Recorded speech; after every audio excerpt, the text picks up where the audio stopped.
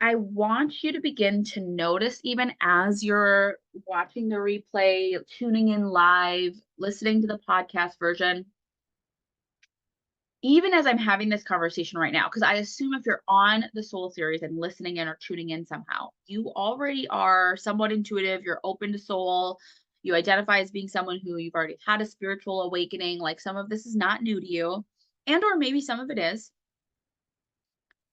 But either way, if you identify as being someone who is also more type A logic, ego driven minded for most of your life, I still want you to notice maybe even just listening to this, some things have come up for you. Maybe your ego has already began to be like, I don't know, is this all real? Could this be real? Do you really think we could strengthen our intuition? I don't know. I don't think that's for us. I don't know. That's an example. Like, I want you to just tune in, notice.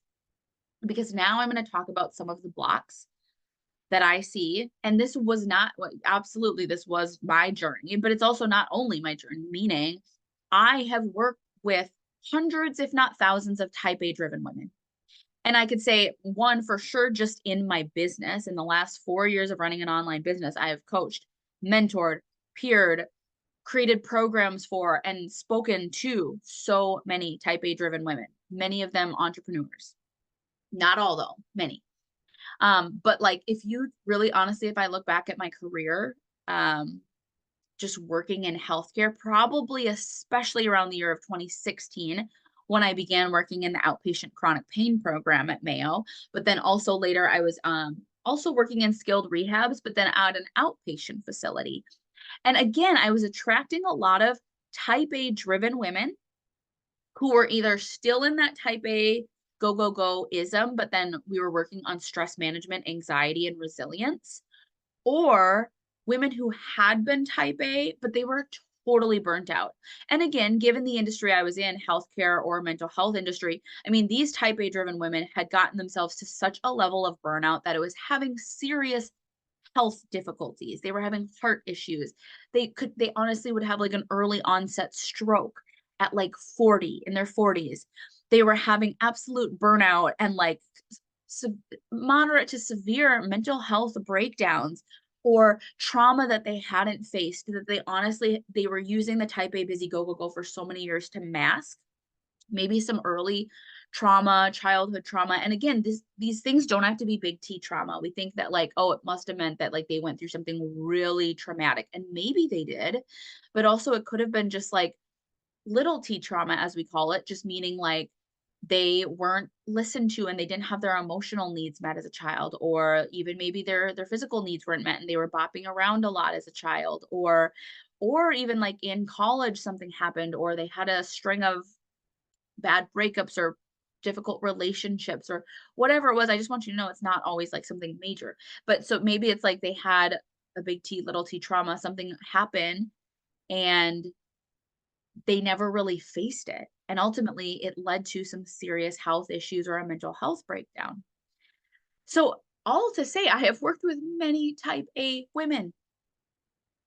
And a common block for why you struggle with and this was me too, why you struggle with tapping into your inner wisdom and intuition is because one of the masks you wear is that go, go, go, busy mind, always moving, always busy, just this go, go, goism.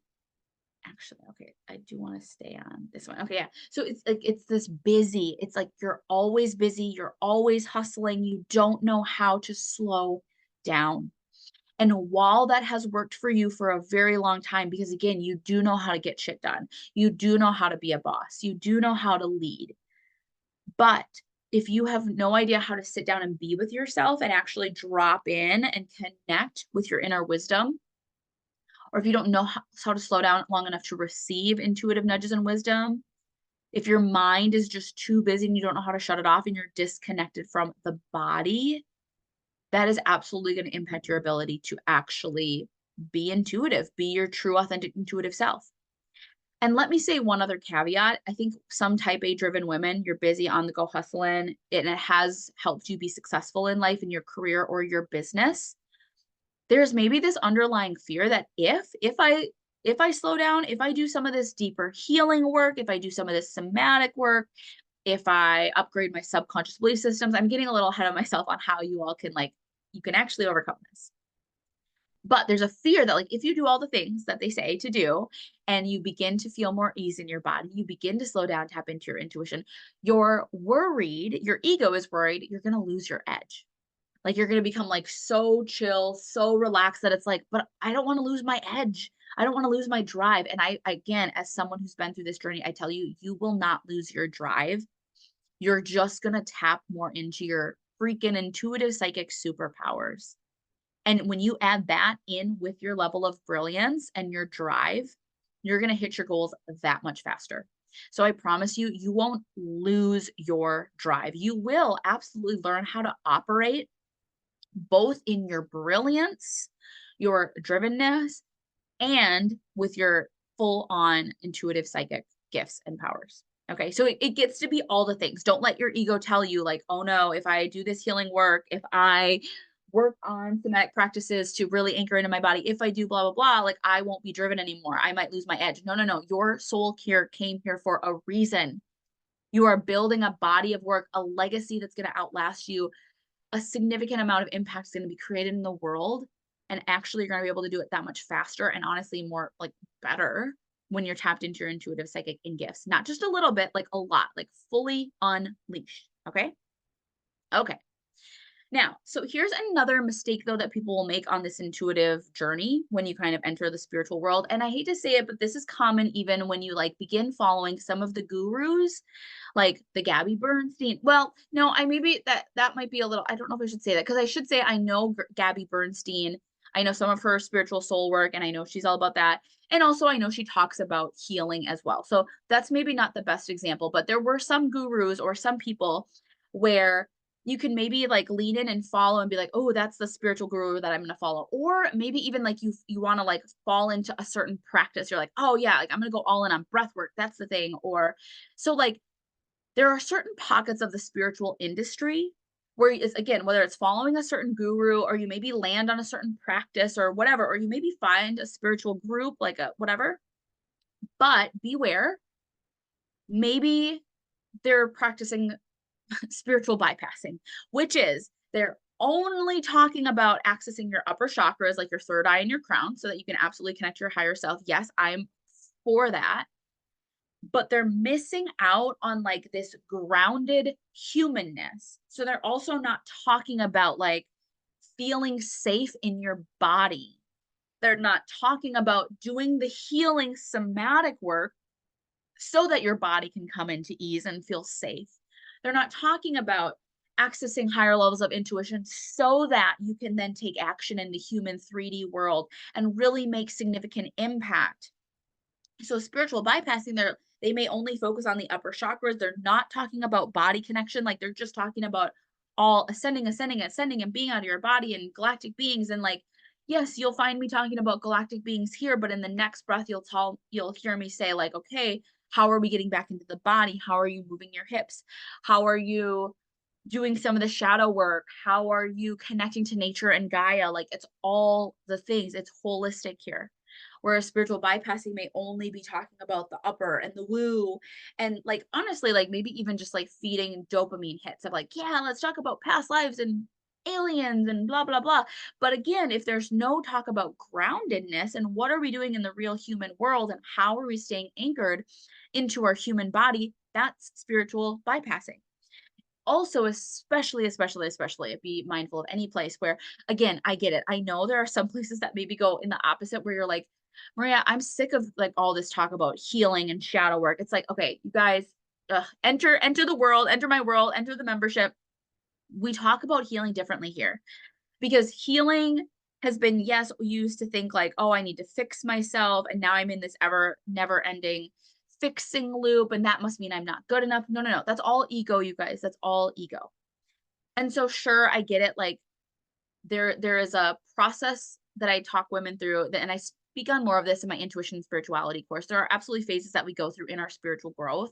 One of those phases is healing, and I hate to say it, but it's circular. It will continue to come up because healing is how we continue to ascend to higher levels of consciousness.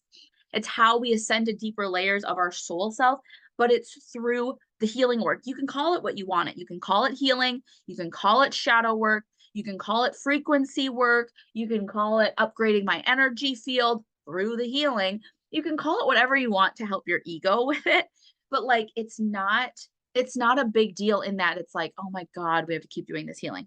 And I guess what I was going to say was like, beware of any place that's saying that you can bypass the healing, that's saying like, oh no, you just got to like ascend and just like tap in with the guides. But like, don't worry, we don't have to face the shadows at all. There's no healing work here. Like, healing's overrated. It's like, no, no, no, beware of that. Okay. Because I hate to say it, healing, what healing does, it does upgrade your energetic frequency. It does face the shadows. And the more you ignore the shadows, you guys, it is not good. You will think like, oh, I'm being spiritual and woo, and I'm all just light and love over here, and I don't need to do anything of like facing my shadows.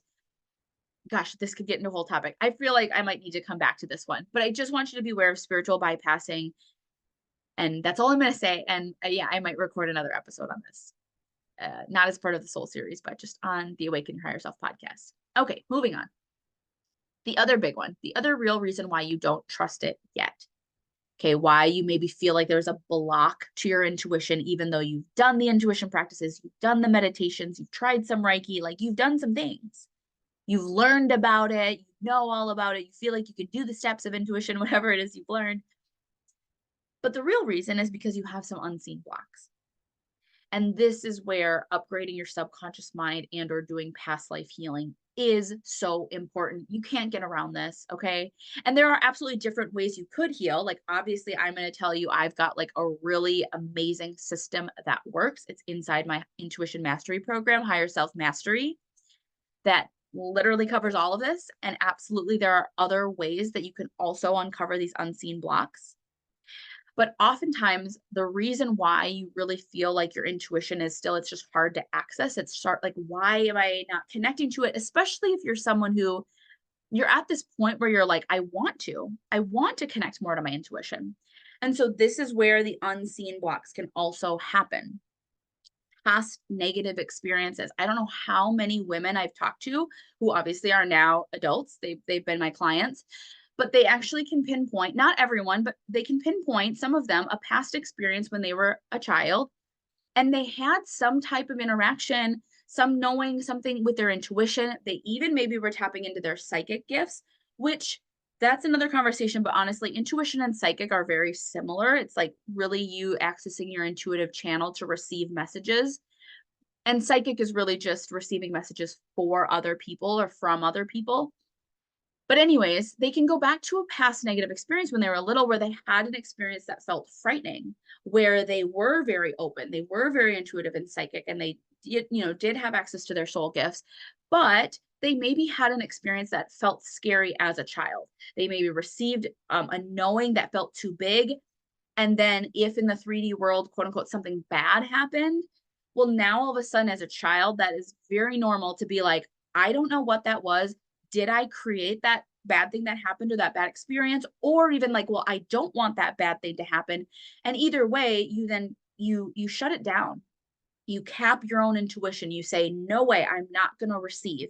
And you are so powerful. That's how powerful we are, is that when we set those intentions of like, no, I need to block this, I need to shut it down because something bad happened, or I don't want something bad to happen, or we have these beliefs. So you also could have been raised in a family or a system, or even just like honestly societal conditioning, that accessing your intuition is bad, or that something bad will happen if you deeply connect to your inner self and your inner wisdom.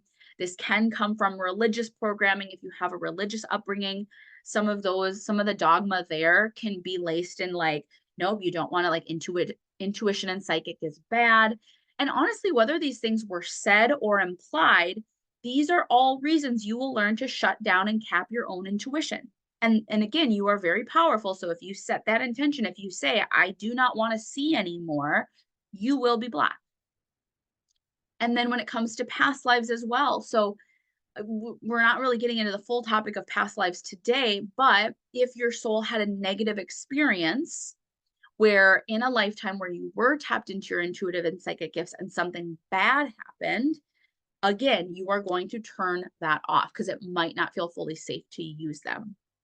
So this is another reason why you feel capped or blocked and you can't put your finger on it. So, all of these things are stored in our subconscious mind. The subconscious mind is